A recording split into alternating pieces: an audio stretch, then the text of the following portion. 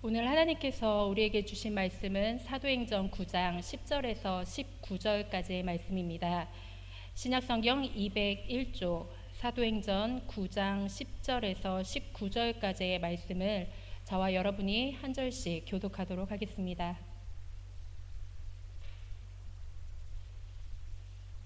사도행전 9장 10절 말씀을 제가 먼저 읽겠습니다.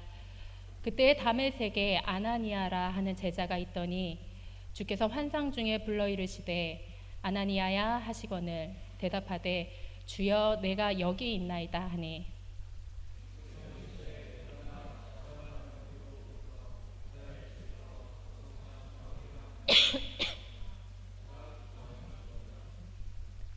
그가 아나니아라 하는 사람이 들어와서 자기에게 안수하여 다시 보게 하는 것을 보았느니라 하시거늘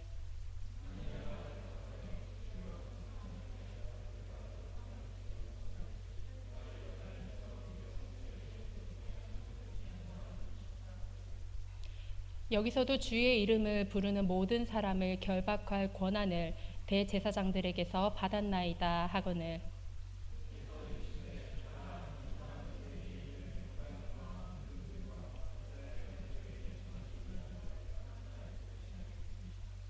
그가 내 이름을 위하여 얼마나 고난을 받아야 할 것을 내가 그에게 보이리라 하시니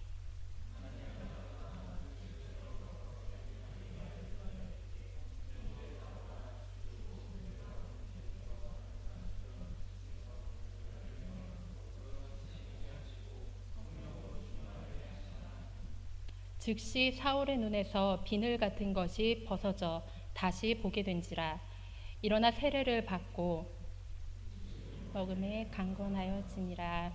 아멘. 우리가 교회에서 그리스도로서 그리고 성도로서 교제를 할 때 가장 필요한 것이 있습니다. 혹시 그것이 무엇인지 아실까요? 우리가 보통 교회 안에서 다른 성도들과 교제할 때 가장 필요한 것은 용기입니다. 우리가 사회생활에서도 마찬가지인데 용기를 갖고 먼저 다른 사람에게 인사를 하는 것은 정말로 어렵고 마음에서 두려움이 때로는 먼저 일어날 때도 있습니다. 그래서 오늘은 설교 시간 전에 먼저 용기를 내서 주변 사람들과 한번 인사를 하도록 하겠습니다.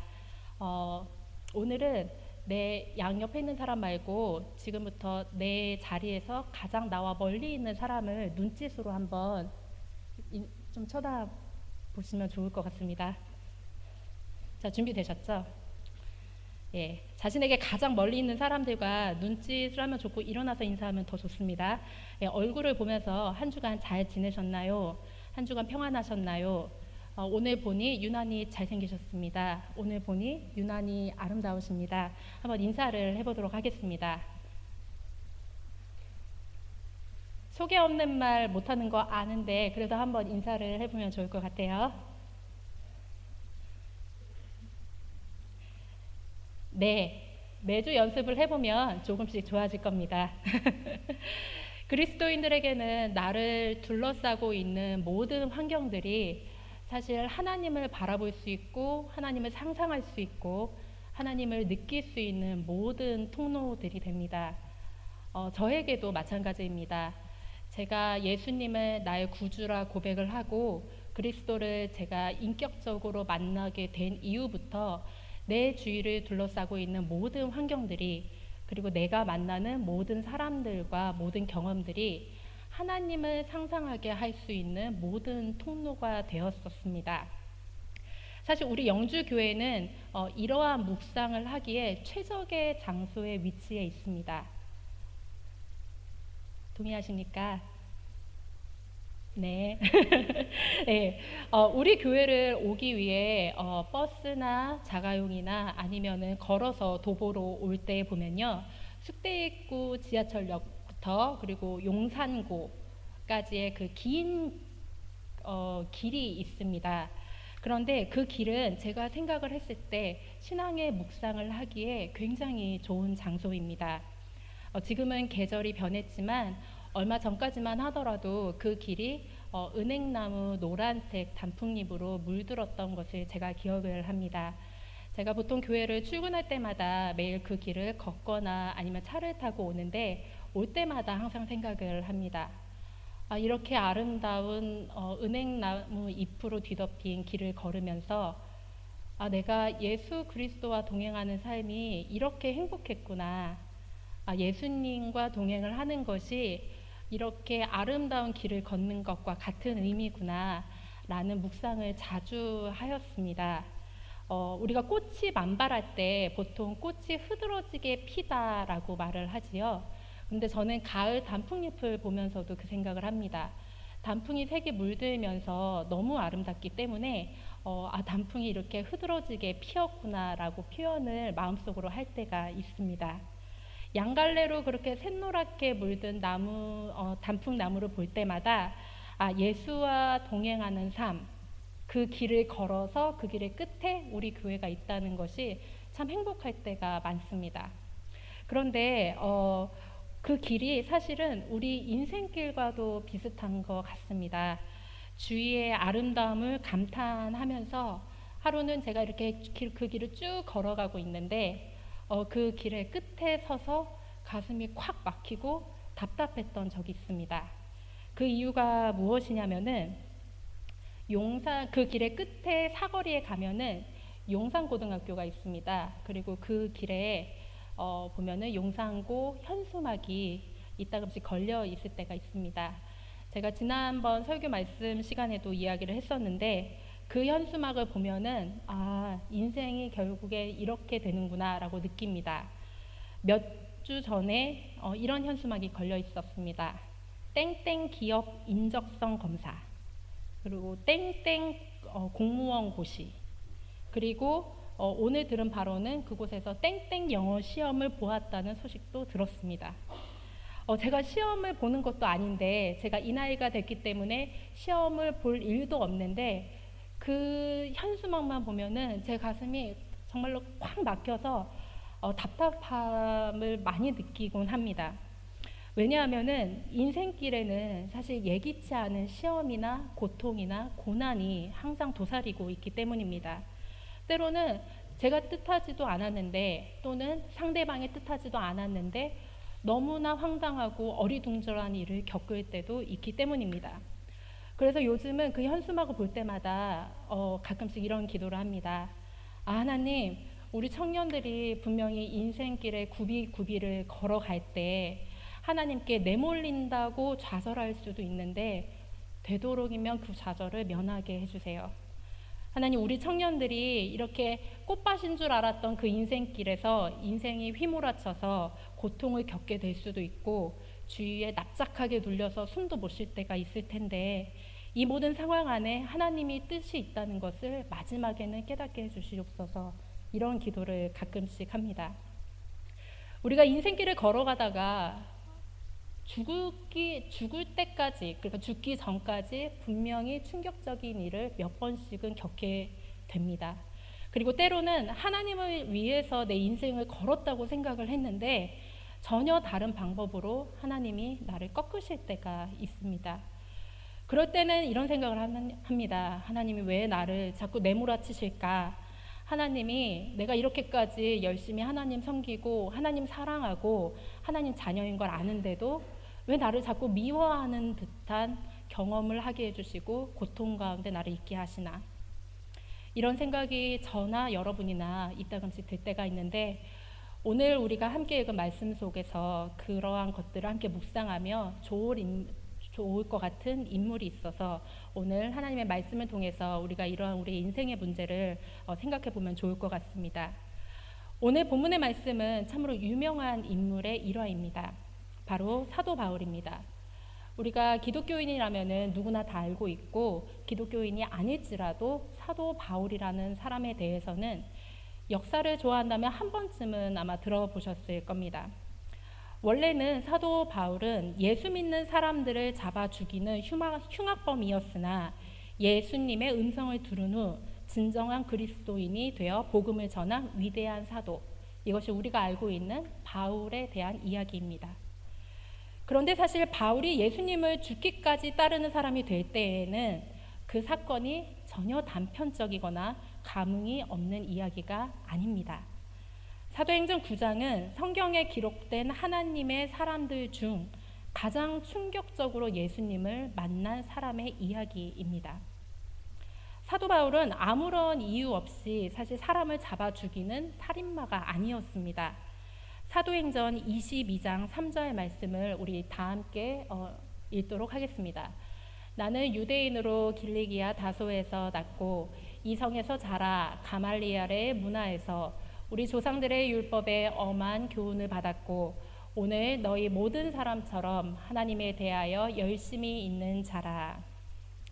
사도행전 22장에서 사도 바울이 자신에 대하여 이야기했듯이 그는 유대교 명문 가정에서 자라나 모세의 율법을 밤낮으로 외우며 지켰던 사람입니다. 오늘날로 하자면은 강남 8학군 안에서 자라나서 사교육을 충실히 받고 한국에서 엘리트 가문에서 학벌과 재물이 굉장히 많았던 사람 중에 한 사람이었을 것입니다.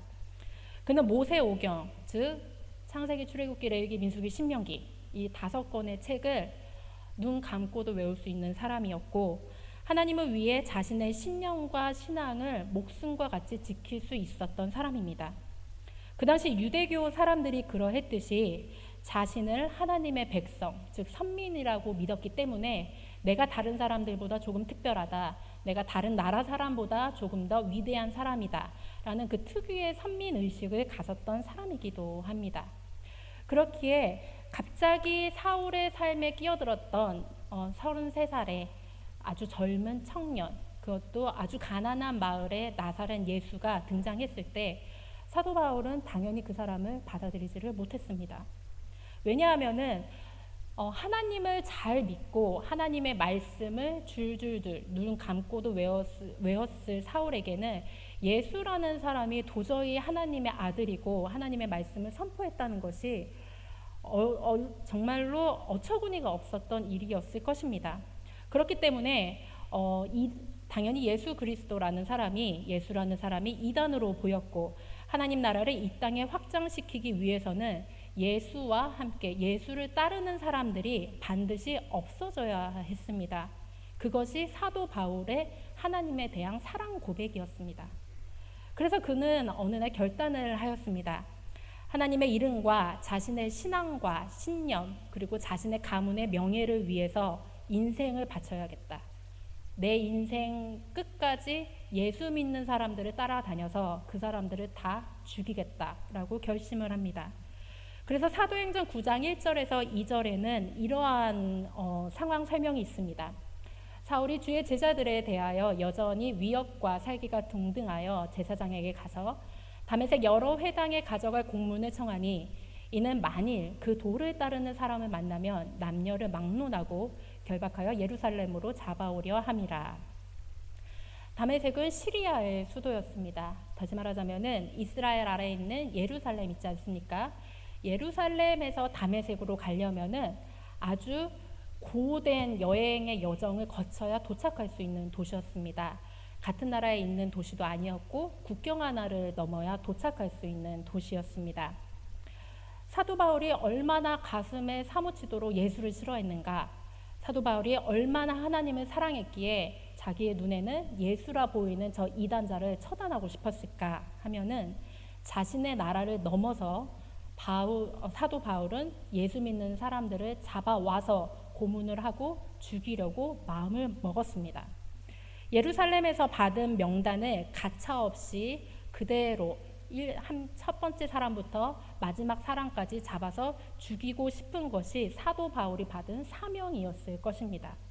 그래서 그는 대제사장에게 허락을 구해 다메섹으로 향하였습니다. 다메섹은 일종의 국제 도시였습니다. 미국의 LA에 코리아타운이 있듯이 그리고 미국의 샌프란시스코에 작은 차이나타운이 있듯이 다메섹은 국제 도시라서 여러 나라에서 온 사람들이 조그마한 커뮤니티를 만들어서 자신들의 삶을 일구었습니다. 그래서 바울은 다메섹에 있는 그 유대교 마을에 가서 예수를 믿는 자들을 색출해내서 예루살렘으로 끌고 오려고 하였습니다. 그 길이 약 640마일 정도 됐다고 합니다. 아마도 사도 바울은 그 길을 걸으면서 갖가지 흉악한 생각을 하였을 것입니다.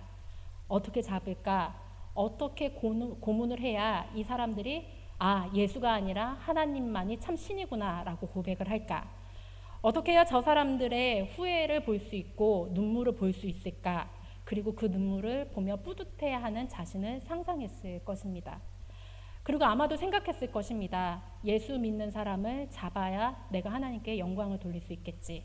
하나님이 이런 나를 보면서 얼마나 기뻐하실까? 라는 생각을 하였을 것입니다.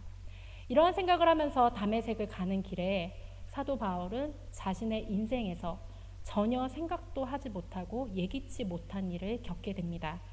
사도행전 9장 3절에서 5절에는 이러한 말씀이 있습니다. 함께 교독해서 읽도록 하겠습니다. 제가 먼저 읽겠습니다. 사울이 길을 가다가 다메섹에 가까이 이르더니 호련히 하늘로부터 빛이 그를 둘러 비추는지라.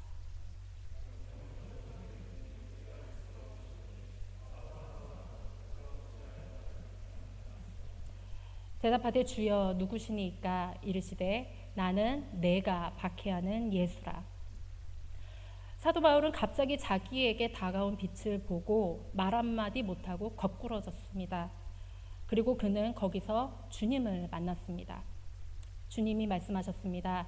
사울아 사울아 내가 어찌하여 나를 박해하느냐. 정말 충격적이지 않았을까 싶습니다.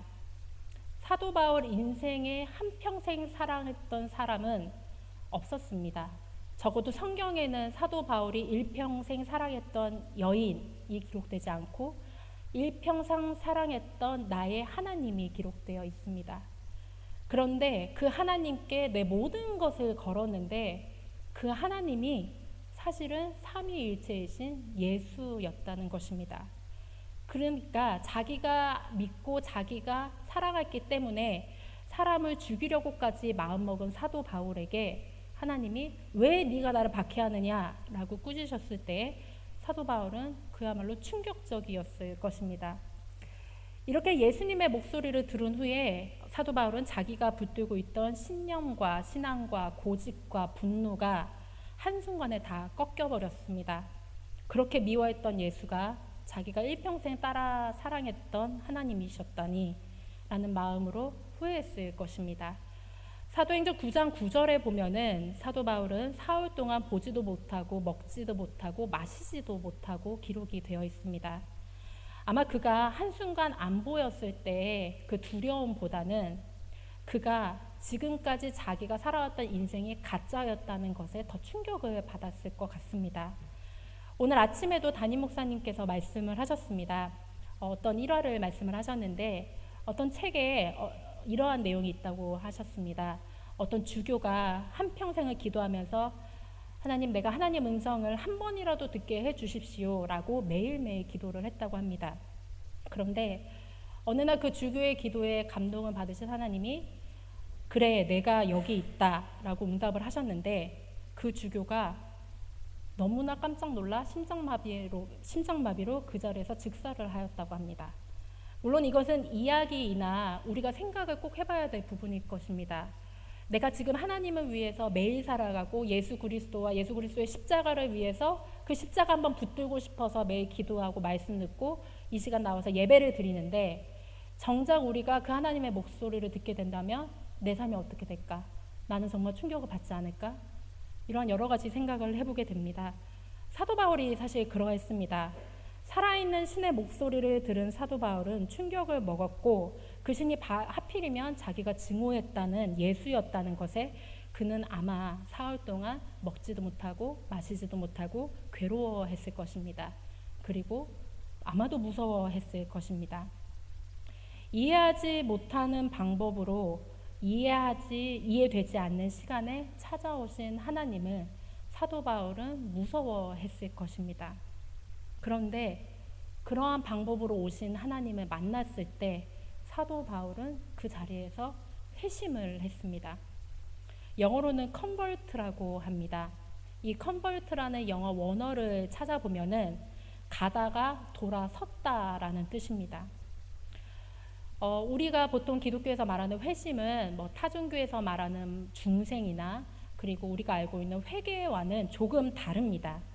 회심은 한순간에 전부가 동시적으로 바뀌었다는 것을 의미합니다.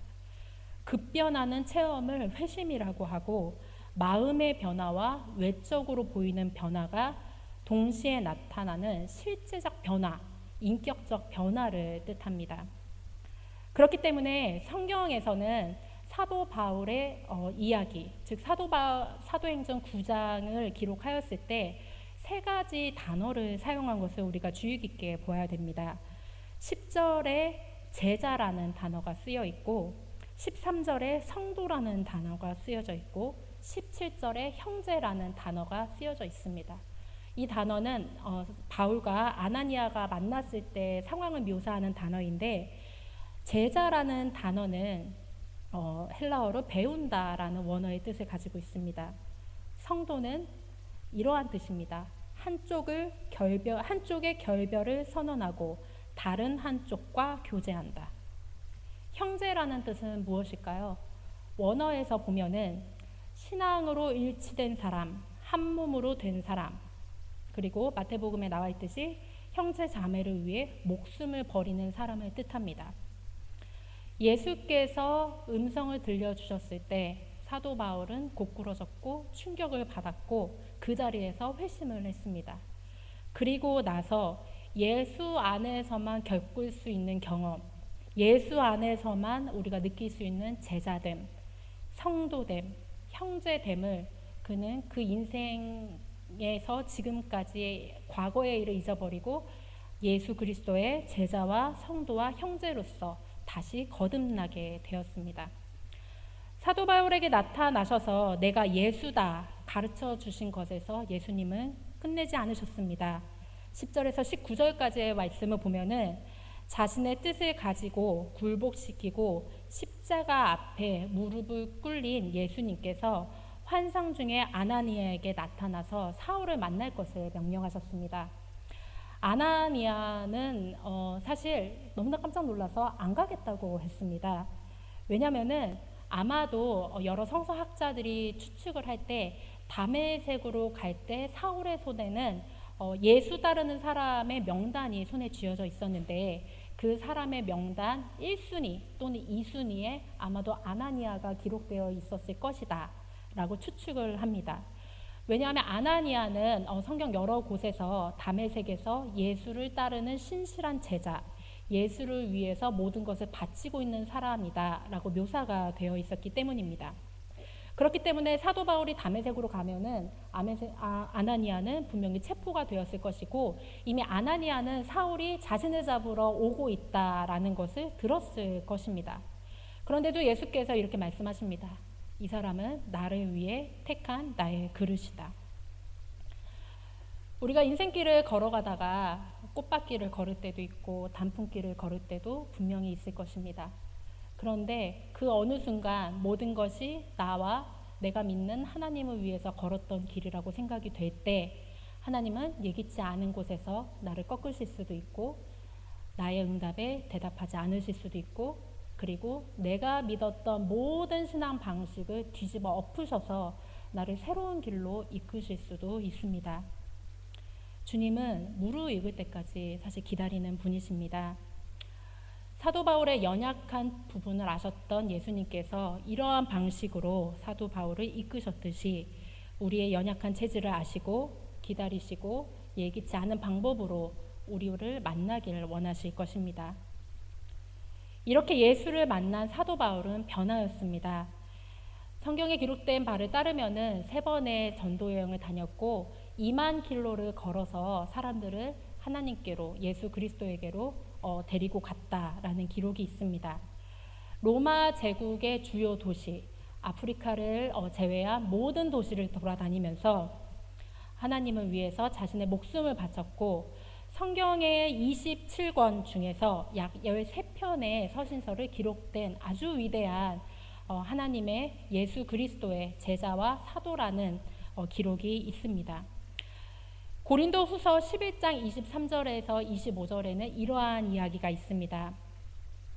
사도 바울은 예수 그리스도를 전하다가 이전까지는 예수 믿는 사람 죽이기 위해서 자신의 목숨을 걸었는데, 그 이후부터는, 예수의 음성 이후부터는 옥에 갇히기도 하고 수없이 죽을 뻔하고 40에서 하나 감한매를 5번이나 맞고 태장을 당하였으며 돌로 맞아 죽을 뻔도 하고 배가 파손되어서 깊은 바다에 지냈던 적도 있었다라고 기록이 되어 있습니다.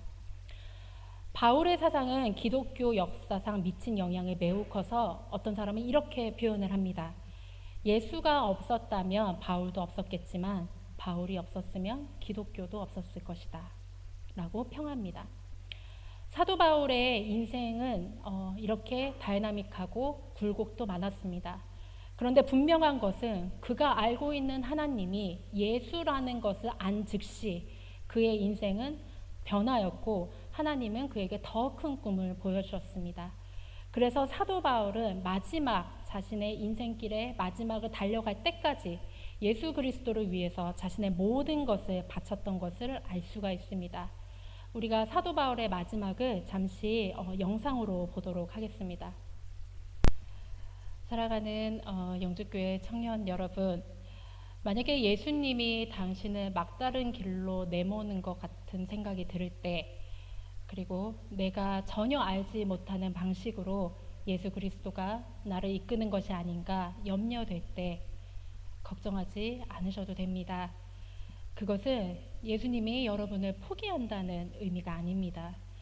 그것은 여러분에게 사도 바울과 같이 전혀 다른 방식의 다르게 생긴 예수님의 꿈을 보여주시기 위해서입니다.